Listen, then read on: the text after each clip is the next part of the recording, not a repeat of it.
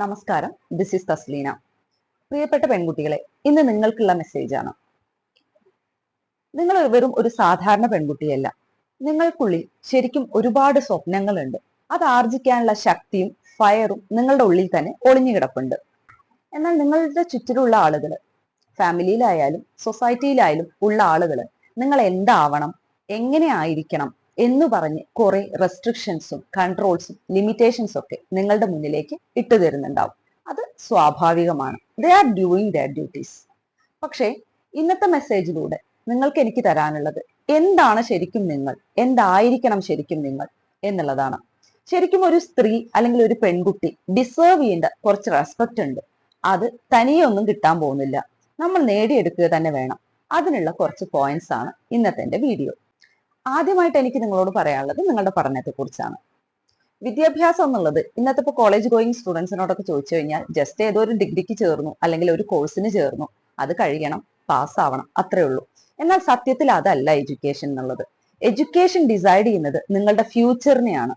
വിദ്യാഭ്യാസം അല്ലെങ്കിൽ തീർച്ചയായിട്ടും നിങ്ങൾക്ക് ഒരു വില ഉണ്ടാവാൻ പോകുന്നില്ല, എസ്പെഷ്യലി ഈ ഒരു യുഗത്തിൽ. അപ്പോ ആ വിദ്യാഭ്യാസം നേടും തോറും നിങ്ങൾ വളർന്നുകൊണ്ടിരിക്കുകയാണെന്ന് അർത്ഥം. അറ്റ് എനി കോസ്റ്റ് നല്ലൊരു വിദ്യാഭ്യാസം, നല്ലൊരു എഡ്യൂക്കേഷൻ, ഒരു ക്വാളിഫിക്കേഷൻ നേടിയെടുക്കുക എന്നുള്ളത് തന്നെയാണ് നിങ്ങളുടെ പ്രയോറിറ്റി. അതിനുശേഷമാണ് ബാക്കി എല്ലാം വരുന്നത് എന്നുള്ളത് തീർച്ചയായിട്ടും നിങ്ങൾ മനസ്സിലാക്കണം. Remember, your education is the first step for making you unstop. വിദ്യാഭ്യാസം നേടിക്കഴിഞ്ഞു കഴിഞ്ഞാൽ ഓട്ടോമാറ്റിക് ആയിട്ട് നമുക്ക് വരുന്ന ഒന്നാണ് ജോലി, കാര്യങ്ങളൊക്കെ. അടുത്തതായിട്ട് എനിക്ക് നിങ്ങളോട് പറയാനുള്ളത്, ബി ഫിനാൻഷ്യലി ഇൻഡിപെൻഡന്റ്. നിങ്ങളുടെ അച്ഛന് കോടിക്കണക്കിന് സ്വത്ത് ഉണ്ടായിരിക്കാം, ഭർത്താവ് ചിലപ്പോൾ നല്ല കഴിവുള്ള ക്യാഷ് ഉള്ള ആളായിരിക്കാം. പക്ഷേ നിങ്ങൾക്ക് നിങ്ങളുടെ കയ്യിൽ സ്വന്തമായിട്ട് മറ്റാരെയും ഡിപ്പെൻഡ് ചെയ്യാത്ത രീതിയിൽ ജീവിക്കണമെങ്കിൽ കയ്യിൽ കുറച്ച് ക്യാഷ് വേണം, സാലറി വേണം, അല്ലെങ്കിൽ ഏതെങ്കിലും തരത്തിലുള്ള ചെറിയ ബിസിനസ് എങ്കിലും നിങ്ങൾ ചെയ്യണം. തീർച്ചയായിട്ടും ഈ സാലറി എന്നൊക്കെ പറയുന്നത് വെറും ക്യാഷ് മാത്രമല്ല, ഇറ്റ്സ് യുവർ ഫ്രീഡം. അത് യഥാർത്ഥത്തിൽ നിങ്ങൾ എന്താവണം എന്ന് നിങ്ങളുടെ ഡ്രീമിനനുസരിച്ച് സഞ്ചരിക്കാൻ വേണ്ടി നിങ്ങളെ സപ്പോർട്ട് ചെയ്യേണ്ട ഒരു ബേസ് ആയിട്ടുള്ള കാര്യമാണ് ക്യാഷ് എന്നുള്ളത്. അത് നിങ്ങൾ തന്നെ ഏൺ ചെയ്ത് നിങ്ങൾ മുന്നോട്ട് പോകാൻ ശ്രമിക്കണം. എഡ്യൂക്കേഷൻ നേടുക, നല്ല സ്കിൽ ഡെവലപ്പ് ചെയ്യുക, നല്ലൊരു കരിയർ ബിൽഡ് ചെയ്യുക, ഫിനാൻഷ്യലി ഇൻഡിപെൻഡന്റ് ആകുക. ഈ ലോകം എത്ര പുരോഗതി കൈവരിച്ചിട്ടുണ്ടെങ്കിലും, എത്ര തന്നെ മനോഹരമാണെന്ന് പറഞ്ഞാലും പെൺകുട്ടികളെ സംബന്ധിച്ചിടത്തോളം ഈ ലോകം സേഫ് അല്ല എന്നുള്ളതാണ് സത്യം. അതുകൊണ്ട് തന്നെ നിങ്ങൾക്കുള്ള ഒരു സെക്യൂരിറ്റി ക്രിയേറ്റ് ചെയ്യാൻ നിങ്ങൾക്ക് തന്നെ കഴിയണം. ഫിനാൻഷ്യലി മാത്രം സെക്യൂർ ആയാൽ പോരാ, physically you have to be secure.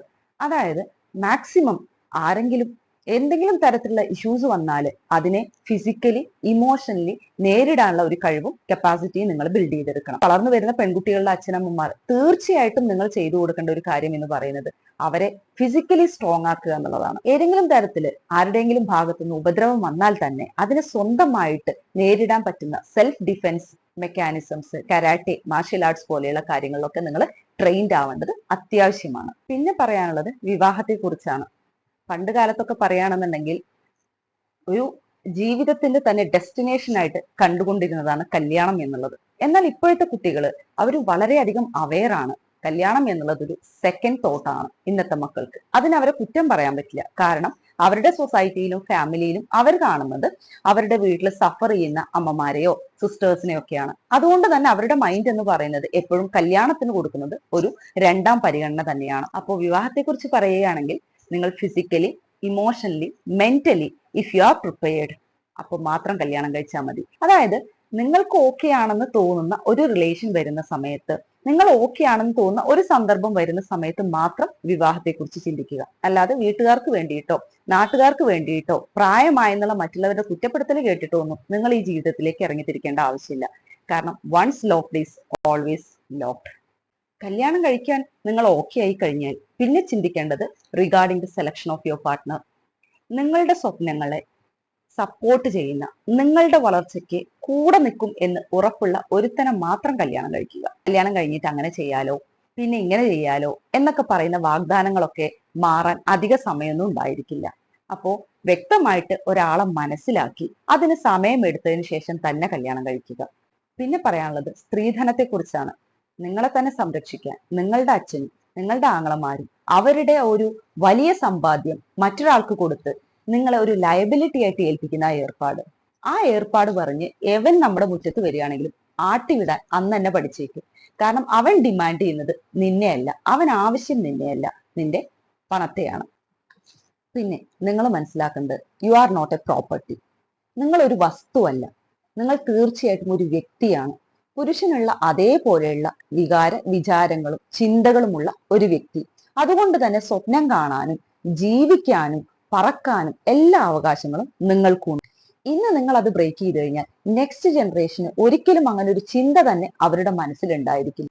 തീർച്ചയായിട്ടും നിങ്ങളുടെ ഭാവിയിൽ നിങ്ങൾക്ക് ഒരുപാട് ചലഞ്ചസും ഒരുപാട് എക്സ്പെക്ടേഷൻസും ഒരുപാട് ലിമിറ്റേഷൻസും ഫേസ് ചെയ്യും. അവിടെ നിങ്ങളുടെ വിദ്യാഭ്യാസം നിങ്ങൾക്ക് പ്രകാശമായി നിങ്ങളുടെ കൂടെ ഉണ്ടായിരിക്കും. നിങ്ങളുടെ ഫിനാൻഷ്യൽ ഇൻഡിപെൻഡൻസ് നിങ്ങൾക്കൊരു ഷീൽഡ് പോലെ നിങ്ങളെ പ്രൊട്ടക്ട് ചെയ്യാൻ സഹായിക്കും.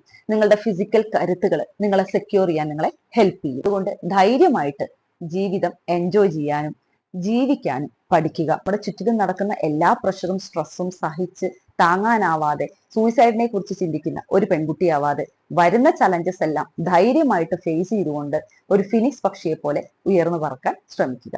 Let the world respect you. അത് നിങ്ങൾക്ക് എന്തുണ്ട് എന്നത് നോക്കിയിട്ടല്ല, നിങ്ങൾ ആരാണ് എന്നത് നോക്കിയിട്ട് ഈ ലോകം മുഴുവൻ നിങ്ങളെ ബഹുമാനിക്കട്ടെ. Thank you.